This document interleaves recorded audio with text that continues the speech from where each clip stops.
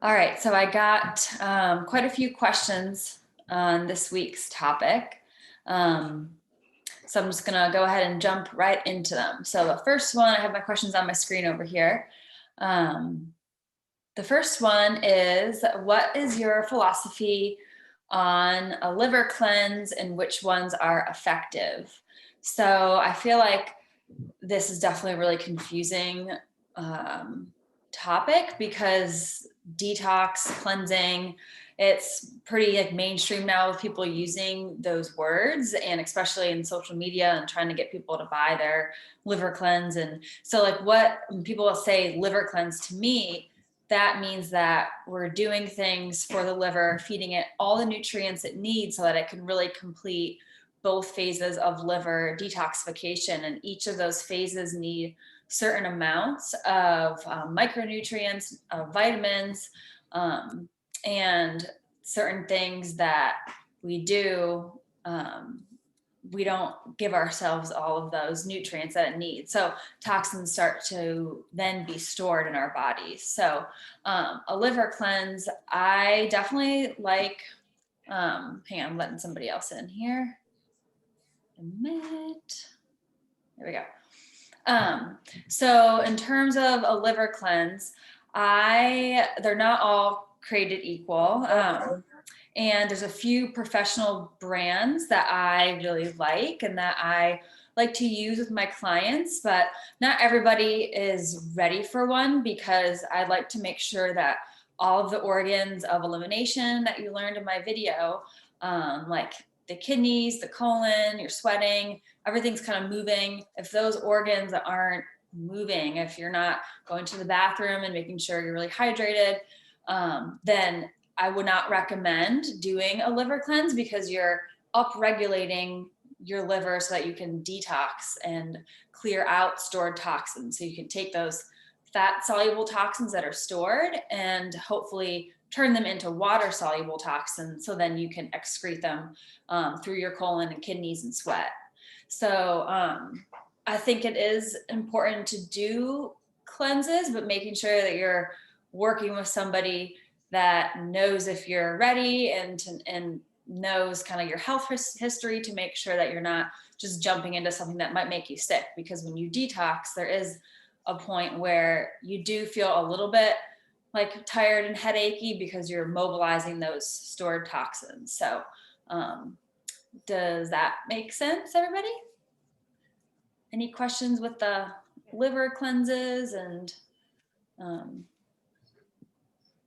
so the liver cleanse that I like to do, it has a good dose of micronutrients, which are vitamins and minerals, and it also has a lot of herbs that help support liver detoxification. So herbs like dandelion and turmeric and ginger and artichoke leaf, milk thistle, N-acetylcysteine or NAC. So it's kind of like giving your liver like a big hug. It's really helping it to clear out and kind of catch up and just give it everything that it needs, that it's been lacking. So it can really do its job well.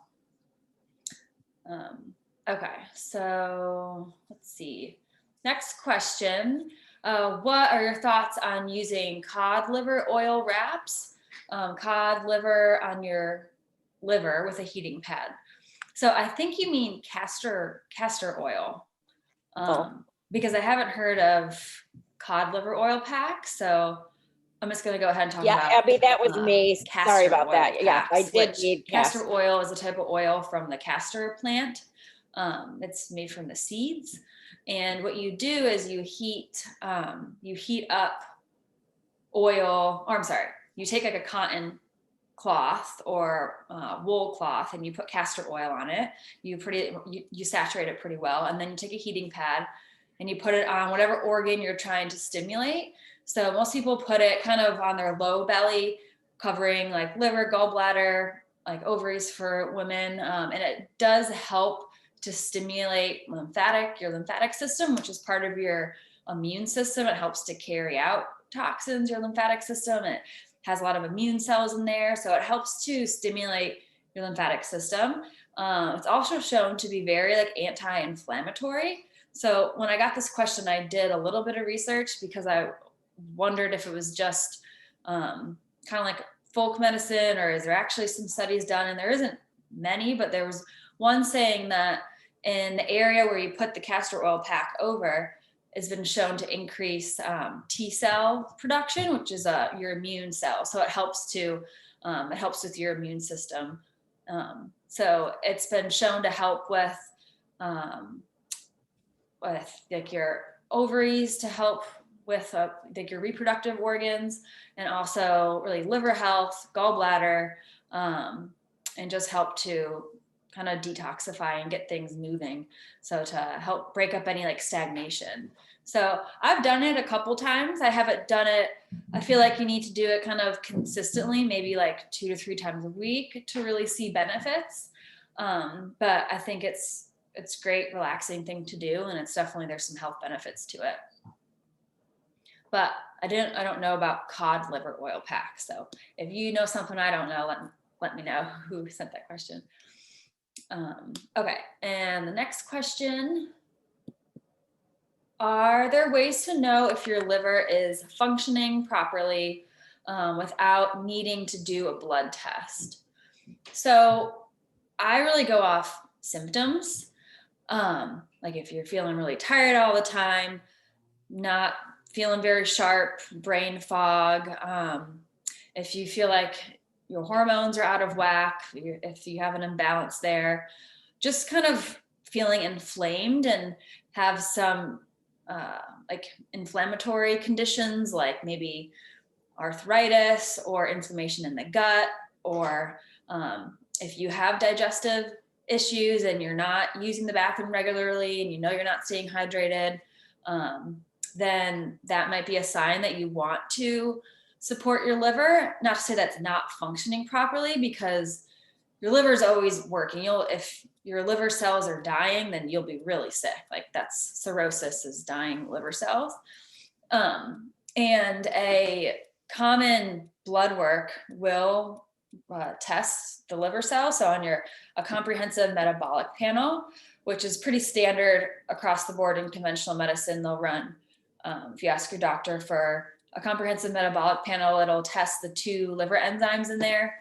One's called ALT and then GTS or something like that. But those liver enzymes, they'll really show, like if they're elevated, you know a couple of things are going on. Liver cells are dying. And it can also be elevated from certain medications. But that's an inexpensive way to test. Most insurance covers that panel like once a year. But that's really kind of how I go by knowing whether to support my liver or not, is when I'm starting to feel just like inflamed and not feeling like myself. So, and then always like starting with the basics. So somebody asked, what's the best way to detox? And it's really everything that I talked about in my video, like making sure you're starting with the basics, like before jumping to a fancy liver cleanse or something like that. Like make sure that nutrition is on point, you're eating lots of good whole foods, you're trying to limit sugar in your diet, alcohol, making sure that you're sleeping well, that your digestion is good, you're not constipated, making sure that you're staying really hydrated. So those are just kind of some basic things that you can kind of go back to make sure that you are supporting your liver and doing everything you can to avoid any excess exposures, any toxins, because your liver not only has to deal with everything that you're putting in, but also it has a lot of functions that it runs on a daily basis, just by living. So everything that you can do by avoiding any excess exposures and trying to just eat really clean, and maybe adding in some of those liver supporting teas, like that really helps. So, and it's consistency too that really makes a difference. So any questions so far? All right. So let's see, the next question I got.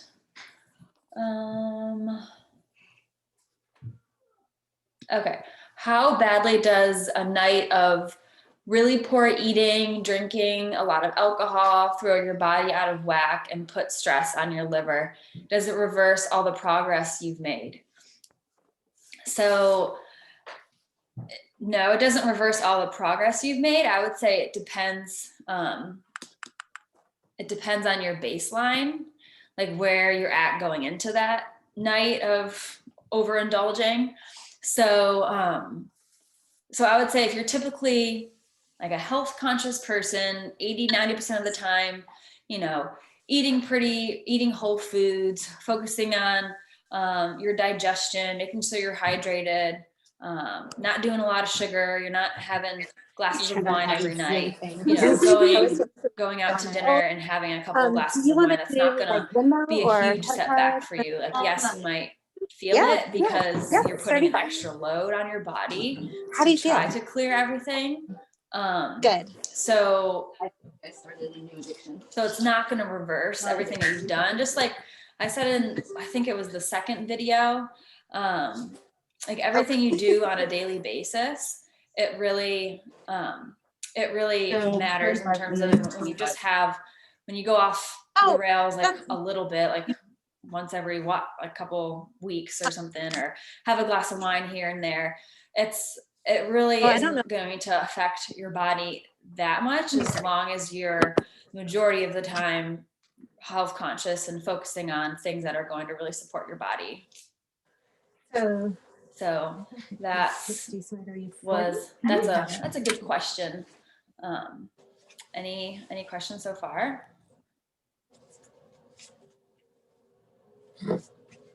All right, so. No, I'm not gonna have it. This is 30. Okay, I can just do a card then. Okay, what is the best way to do a detox quickly? Well, I normally do, but then people wipe me out. With 100. Yeah, I kind of touched on this, but like I've said, sticking with whole foods, so avoiding processed foods, packaged foods, lots of fruits, lots of water, lots of vegetables, fiber, trying to limit any of those inflammatory foods. So like the dairy is very inflammatory for your body, processed meats, and adding in lots of antioxidants. So you get those from fruits and vegetables, but also things like teas and like the leafy greens are really high in that, and those dark colored fruits. And so focusing on really just the whole foods diet is a really easy way to focus on detoxification. And you could even add like a mild liver support in, like one that has like some milk thistle. That really helps to stimulate liver function and enhance liver function. Nutrients like N-acetylcysteine is also good to take. Like if you are out drinking or overindulging, or you're on vacation and having, kind of off your game, that might be something that would be good to take, because NAC is a precursor to glutathione, which is it's called the master antioxidant. Your liver uses a lot of glutathione, and taking NAC, which you can get, it's a compound that also comes in like fruits and vegetables, but this is, if taking it in supplement form, is kind of fast tracking the liver in terms of helping to clear things. So you could do things like that. And then also, like I keep saying, making sure that you're focusing on those organs of elimination. So making sure you're using the bathroom, you're having good bowel movements, kind of goes back to gut health. We want to make sure if your liver is doing a good job, we got to make sure that you're actually eliminating it all, because then that's just going to get back into your bloodstream and then overload the liver even more. So, and then doing things like infrared sauna therapy is a great tool to have to help increase detoxification even more, because an infrared sauna, of course, is working on the sweating, that form of that organ, for detoxing. But an infrared sauna works really on a deep cellular level.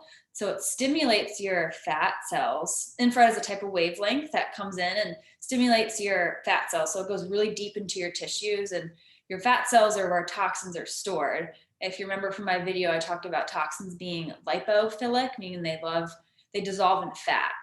So the infrared sauna targets those fat cells. It vibrates, that wavelength vibrates those fat cells, and then you're sweating out toxins, not just sweat, not just urea, salt.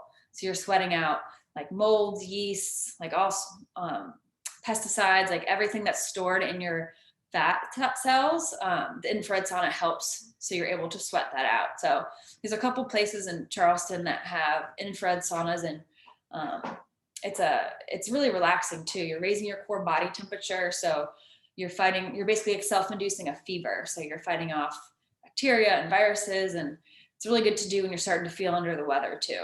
So maybe check that out for an easy way to boost detoxification. All right, so can you expand on the benefits of adding ginger and lemon to your water? Is this a daily drink or something you do a couple of times a week? So you could drink this daily or do it a couple of times a week. Daily would be awesome. So ginger is very anti-inflammatory. That helps aid in digestion and nausea. It's really potent and powerful with fighting off bacteria and like overall like inflammation, joint pain, muscle pain. It's been studied to help regulate blood sugar. So there's compounds in ginger, the antioxidants in ginger, they are what's causing all these great benefits. They're the active compounds that help with all these benefits. So what I do, I might just drink ginger tea, or I'll cut up some fresh ginger. So you kind of peel it first and then cut it up into slices. You can put it on the stovetop with some water and boil it for a little bit. Maybe like a minute or two, like let it boil. And then you can have like fresh ginger tea. And that way those compounds are really active because you use fresh ginger. And sometimes I make a big batch, or I make like a concentrate, and then I'll store it in my fridge, and then kind of pour a little bit in a glass of water and kind of have that throughout the day. Or you can just make like a ginger tea and sip on it hot. And then the lemon's actually really high in vitamin C and other minerals.